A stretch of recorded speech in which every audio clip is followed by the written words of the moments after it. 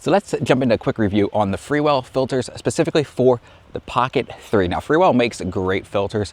I use them for my A7 IV, as well as my Pocket 3, and even my Action 4. It has nothing to do with that I'm sponsored by them or anything like that, or they send them to me. It has to do with the fact that I like the colors coming out of them, I like the style, and the price point is right there where it's in that mid-range where it's not too high, but it's also not super cheap where you're gonna get some of that, you know, cheaper filters always don't work the best.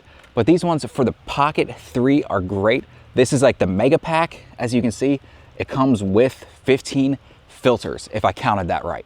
So what's very cool, 1, 2, 3, 4, 5, 6, 7, 8, 9, 10, 11, 12, 13, 14 filters. So we're gonna just talk about them quick because, like, let's be honest, everybody needs filters, no matter what you do. Whether you're doing photos, you're gonna need filters at some point, right? You're gonna need a CPL to get reflections off of something, or to slow down your image because you're doing a waterfall and it's midday, but you want those nice streaky waterfalls. You're gonna need an ND filter in front of your lens. Let's jump into it. I got some leaves from when that hurricane, I don't know if y'all heard about that Hurricane Helene that came through. I'm actually about like 45 minutes where all that devastation happened up in Asheville. And you can see, like, I got branches and stuff. Nothing happened to my house, fortunately. Praise the Lord. But y'all see this? So I'm gonna have to take these out front of my house, but I'm gonna throw some of these filters on and you can see how it works in the footage. So it has your usual range, your 8, your 16, your 32, your 64, your 128, your 256, and then 1,000. But then there's also some other interesting ones in here that, you know, I personally haven't used. The rest of these are gonna be polarizers. These red ones, they look really cool, right? That's gonna be like your ND CPL. So if you're like doing a waterfall or something like that, or you want those colors just to pop a little more or get rid of those reflections, you're gonna use the ND CPL. You've got 5 of them. You've got a regular, you got one that goes from 8, 16, 32, 64 CPLs, which are great. Another one, which is like a light pollution one. So I don't know, if you're out at night doing something or whatever it is, you're like me and you live closer to like towns versus being out in the country, but you wanna get rid of some light pollution, you can use it for that. I think it's a waste. I think it was one of those ones that they kind of threw in there. This is kind of like one thing I think was dumb that they did was they threw that one in there. Like, nobody's ever going to use that, right? Like, throw the anamorphic one on here and 10 out of 10, buy this thing. But the anamorphic ones are not in here and they threw the light pollution one in there.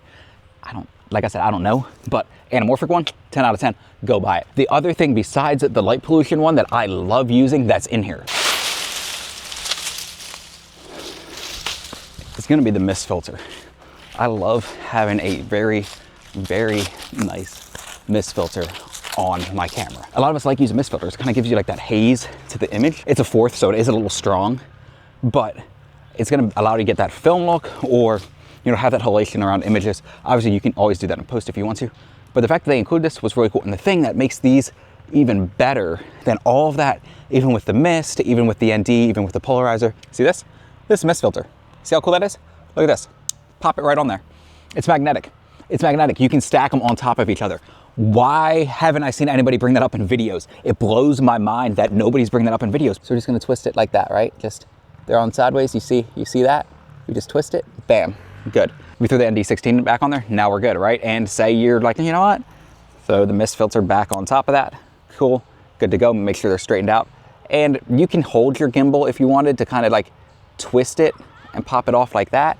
If you wanted to, I don't know, I just feel iffy because I'm always afraid I'm gonna like twist the gimbal and break it. Freewell does make these that are like a mist ND, and I've read a lot of people talk about there's some issues with like some crosses that come in the middle of the screen. I never used them. I just went straight with these because sometimes variable NDs, there are some issues, especially with vignette around the corners. So with these, you're not gonna really get any vignette around the corners. You see what I'm talking about? Like, I'm gonna point you out the sky. Look at that right there. You see any problems in these corners down here? Nothing. And one quick thing to add that may drop this to like a 7.5 for some of y'all is when you actually turn your Pocket 3 off and the camera turns around, it will not be able to do that because of having those magnetic filters on there. So just keep that in mind. So this little cover that says wide angle black pro mist that you can throw in there if you get them from DJI or whatever, the Freewell ones will also fit in there. So if you don't want to carry this whole thing with you and you just want to take like an ND32 and an ND64 or the mist filter and the ND32, you can throw them in there and just have this little carry around thing. Makes sense. So look at my glasses really quick. You can kind of see the reflection in there. And I'm just going to throw this on really quick. This is the ND32 PL. So we're going to throw it on there really quick and you can see how those reflections kind of went away, right? So keep that in mind, but keep an eye on the corner of my glasses right here. I know I got super close, but you're gonna have to get used to that looking at this, all right? So right here, you're gonna see how there's not a bunch of reflection. There is some. We're gonna slowly see what it does, right? Just like if you use these on like water or anything like that, you can kind of see how you can see through more. So if you've got any comments, drop them down below. I'll do my best to answer them. If you had a moment and this was helpful, hit the thumbs up. And if you didn't, hit the thumbs down, because that helps me know what kind of content to create in the future. I appreciate y'all for coming along with me and listening to me ramble about some filters. So y'all have a blessed day.